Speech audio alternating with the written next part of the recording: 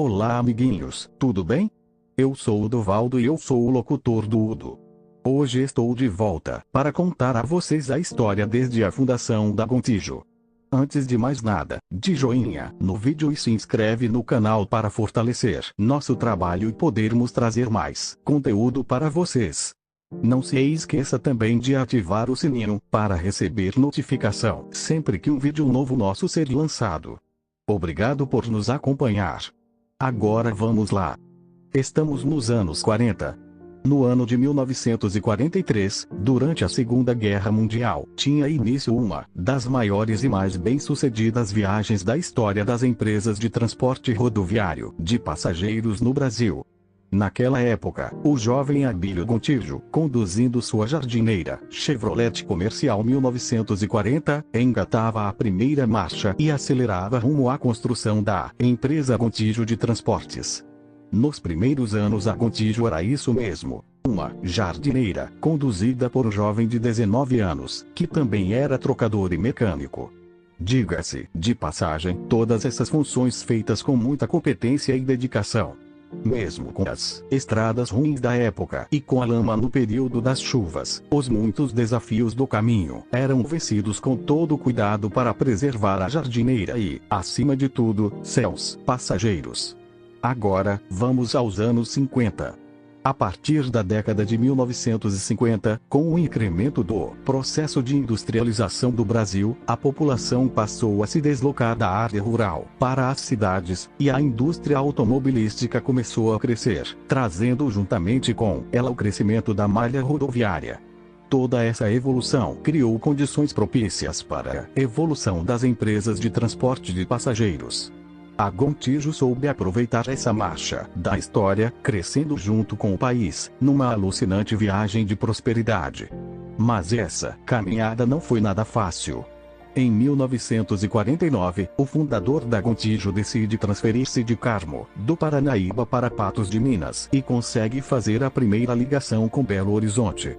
A empresa passou a fazer mais duas linhas: Belo Horizonte/Patos de Minas, via São Gotardo e Belo Horizonte/Patos de Minas, via Três Marias. Pouco tempo depois, mais uma conquista: a linha Patos de Minas/Pirapora. Opa, agora pulamos aos anos 60. Apesar das dificuldades, Abílio Gontijo sabia que tinha de prosseguir sua viagem.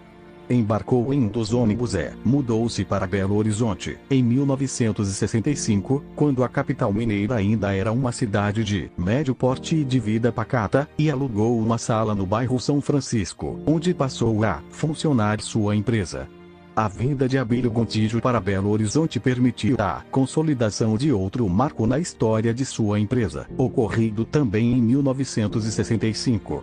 Nesse ano, a empresa começa a fazer heroicamente as linhas Belo Horizonte-Governador Valadares e Belo Horizonte-Teófilo Otoni. A chegada da Gontijo nessas cidades permitiu que a empresa engrenasse uma terceira marcha no ritmo de sua história. No correr da segunda metade da década de 1960, a empresa ampliou o número de linhas nas regiões norte e nordeste de Minas Gerais, a partir de Valadares e Teófilo Otoni. Tornou-se forte também no Vale do Jequitinhonha, chegando até o ponto extremo da região, a cidade de Salto da Divisa. Hoje a Gontijo atende dezenas de cidades nessas regiões.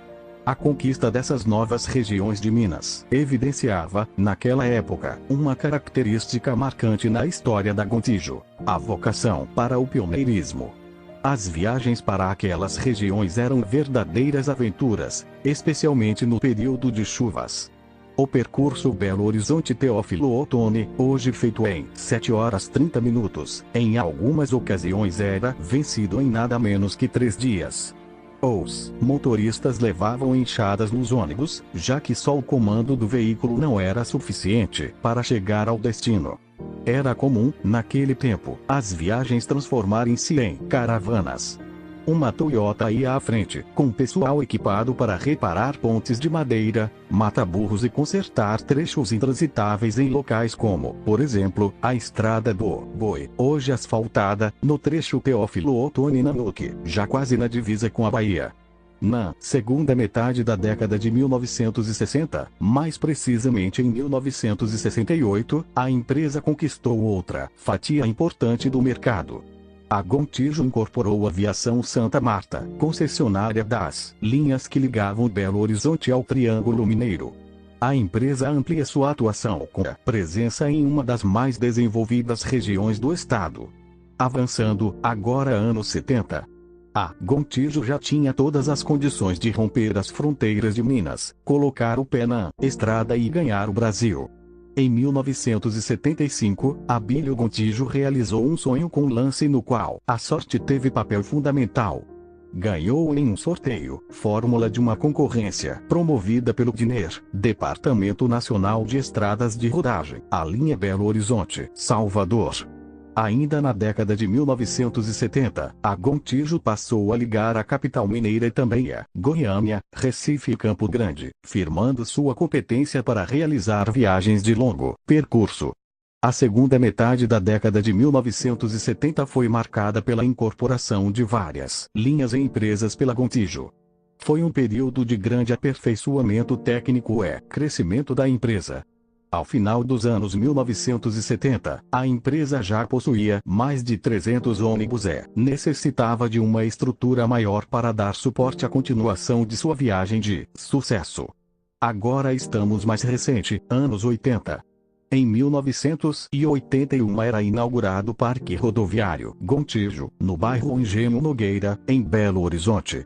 Ele é hoje um dos mais modernos centros administrativos e de manutenção de empresa de transporte no país, com uma área de aproximadamente 100 mil metros quadrados e capacidade de operação para 2.000 ônibus. A Gontijo acelerou fundo em direção ao Nordeste, procurando principalmente estabelecer uma ligação com São Paulo, e aproveitou uma grande oportunidade. Comprou a Aviação Bonfinense, com seus 140 ônibus e várias linhas ligando São Paulo ao Nordeste, e abriu definitivamente as portas para um mercado que hoje responde por cerca de 35% do movimento da empresa. A Gontijo concentra seus esforços principalmente no aperfeiçoamento da qualidade de seus serviços para solidificar a estrada que conduzirá aos próximos anos de sucesso. Nesse momento, vamos aos anos 90. No início do ano 1996, a Gontijo comprou a linha Belo Horizonte-São Paulo e, no final do mesmo ano, disponibilizou uma nova garagem em São Paulo para atender a nova demanda. Essa garagem possui 60 mil metros quadrados e capacidade para 800 ônibus. Em 1999 a Gontijo fechou a maior compra de ônibus rodoviário da história da Scania em todo o mundo. Também em 1999 a editora OTM atribuiu o troféu Melhores do Transporte 1998, na categoria Transporte Rodoviário de Passageiros para a empresa Gontijo de Transportes, pela terceira vez consecutiva e a quinta vez na história da empresa. Concorrendo com empresas de todos os modais de transportes, aéreo, ferroviário, marítimo/fluvial, fretamento/turismo, rodoviário de cargas, rodoviário de passageiros, a empresa Gontijo de Transportes conquista pela primeira vez na sua história o inédito troféu Melhor entre as melhores do transporte. Para conquistar este troféu, a Gontijo apresentou o melhor desempenho em 9 quesitos, avaliados pela editora OTM, entre as melhores do transporte dos 7 modais do transporte. Já nessa época, os carros da Gontijo passam por locais tão distintos que podem dar o tom dos contrastes e da dimensão do Brasil. Podem estar cruzando a Via Dutra, a principal estrada do país, ou cortando o vasto Planalto Central em direção à Rondônia. Virada de século, anos 2000. Em dezembro de 2003 a empresa Gontijo adquiriu a Companhia São Geraldo de Viação, fundada em 1949, que percorria mais de 95 milhões de km por ano em 15 estados brasileiros em mais de 100 linhas interestaduais, com uma frota de 800 carros. Durante a década, foram transportados aproximadamente 5 milhões de passageiros anualmente, o que corresponde quase à soma das populações de capitais como Belo Horizonte e Curitiba. São pessoas que utilizam o mais democrático dos meios de transporte do país, o único a que pode ter acesso a maioria da população. Nossa década, anos 2010. Em 2015 a Gontijo encerrou as atividades da marcação Geraldo para otimizar a estrutura e possibilitar operação em maior escala.